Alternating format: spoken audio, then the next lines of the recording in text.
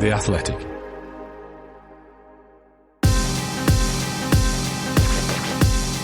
Hello and welcome along to the Race F1 briefing for Thursday the 4th of July 2024, brought to you by the Singapore Grand Prix, home of Formula 1 night racing. I'm Jonny Reynolds, and for the third week in a row, it's Race Week. On today's episode, we'll be looking ahead to the final race in this whirlwind triple header, the British Grand Prix at Silverstone. I'll be bringing you up to speed on all of the big stories doing the rounds in the paddock on Thursday, so let's get into it with the story that broke just after breakfast time. Yes, we started the day with a bit of news that we've been expecting for some time. The British rookie Ollie Bearman will drive for Haas next season, after the American team made him their first confirmed 2025 driver. 19-year-old Bearman, who debuted so impressively for Ferrari in Saudi Arabia earlier this year, standing in for a sick Carlos Sainz and finishing a hugely impressive 7th, is currently racing for Prema in F2 and took his first win of a tricky second season in the series in Austria last weekend.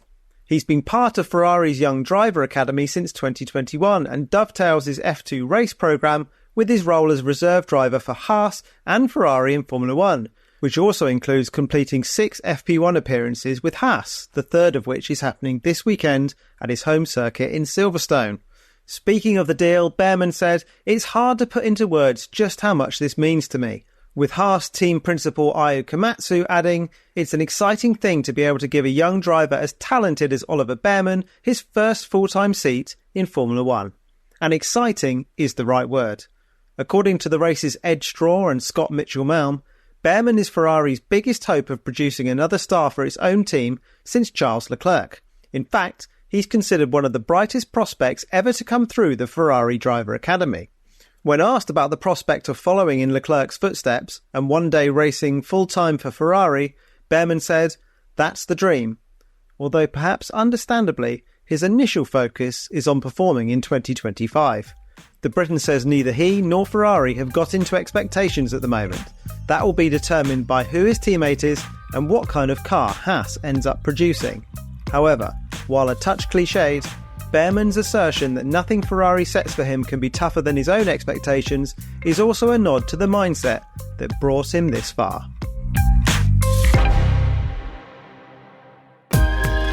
So Bearman is locked in at Haas for 2025, something that, if we're honest, had looked likely even as far back as last year.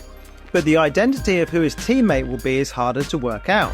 Nico Hülkenberg is of course leaving for Sauber/Audi, and the future of Haas's other current driver, Kevin Magnussen, is far from certain. As Scott Mitchell-Malm reports from Silverstone, there has been a lot of expectation in the paddock that Esteban Ocon will join Haas, but Valtteri Bottas has also been in contention. It may depend on the man everyone's waiting on to decide, Carlos Sainz. That's because where Sainz goes determines which seats are left for Ocon and Bottas, and they are not fighting for exactly the same options. Ocon's obviously not a contender at Alpine, the team he's leaving at the end of the year, and Bottas seems quite determined to move on from Sauber/Audi.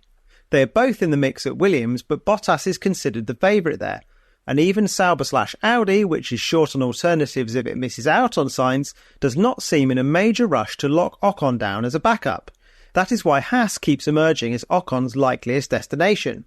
But if not, if Bottas, Sainz and Ocon slot into the vacancies at Alpine, Audi and Williams between them, then Haas may well have no choice but to stick with Magnussen.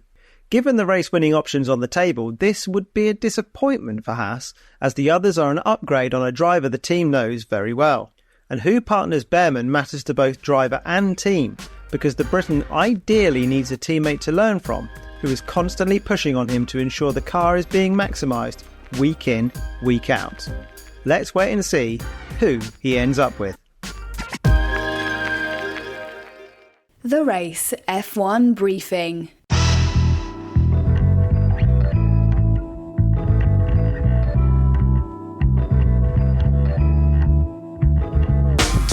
Now, regular listeners will know that our last episode was, how shall we put this, absolutely dominated by Lando Norris and Max Verstappen, and I've got to warn you that the rest of this episode is too, because the big talking point in the Silverstone paddock on Thursday was still Max and Lando's controversial tangle in last weekend's Austrian Grand Prix. As you'll no doubt recall, the duo were disputing the lead at the Red Bull Ring when they made contact at the Turn 3 hairpin, leaving both drivers with punctures. Norris ended up retiring from the race, while Verstappen, who was found guilty of causing the clash and given a 10-second time penalty by the stewards as a result, limped over the line in P5.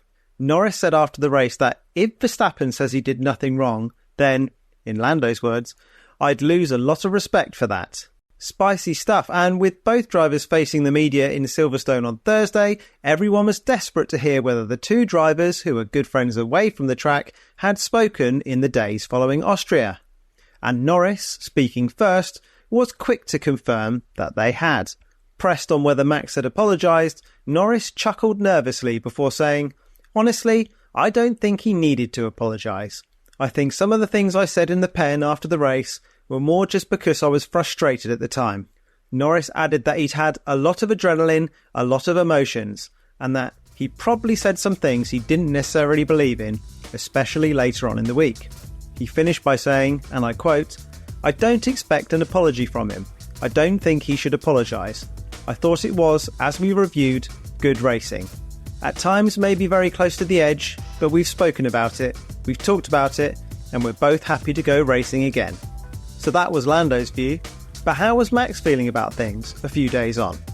We'll get to that in just a moment. Formula One at its absolute finest on the 60 seconds and last lap. George Russell into the wall and out of the race. Nothing else comes close at the home of Formula One night racing. Carlos Sainz, tactical brilliance. Carlos Sainz, the winner of the Singapore Grand Prix. Watch it live. Formula One Singapore Airlines Singapore Grand Prix, 20th to 22nd September. Book now at singaporegp.sg. To Max Verstappen then, as promised, who spent much of his media session on Thursday stressing that his sole priority in the aftermath of the incident in Austria has been to preserve his friendship with Lando Norris. As Scott Mitchell-Malm reports, 7 times in 10 minutes in a session with written media, Verstappen emphasised that the only thing he cared about after Austria was maintaining my relationship with Lando, or words to that effect. It is, by any standard in F1, unusual to hear a driver talk like this about another, and given Verstappen has bloodied the noses of several rivals and rarely showed contrition when they feel he has wronged them, he might be the last driver that some would expect to prioritise such a personal dynamic. But the Verstappen-Norris relationship has always been unique for F1 circles.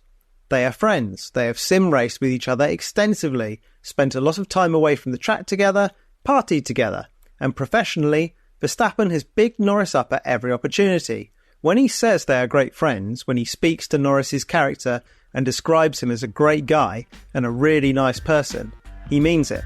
As Scott says, for the first time, Verstappen sounds genuinely bothered what his opponent thinks. That is new, and who knows, maybe it will impact how things play out on track.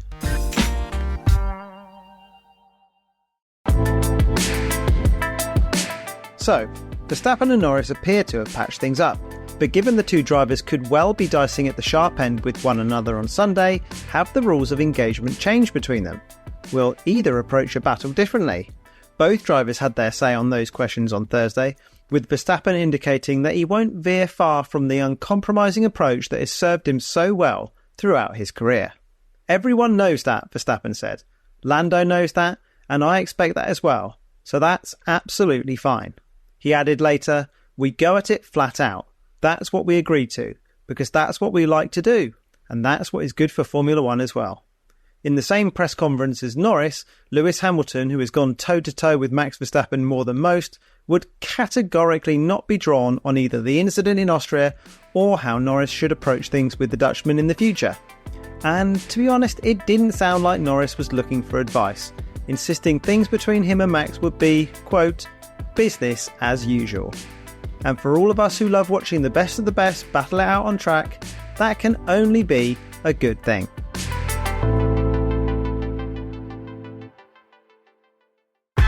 Well, that's about it for this episode. The cars will be back on track tomorrow, which will probably come as a relief to Norris and Verstappen as they look to put last weekend behind them. I'll be back with another episode of the Race F1 Briefing tomorrow, when I'll bring you up to speed on everything meaningful from Friday's action. Until then, goodbye.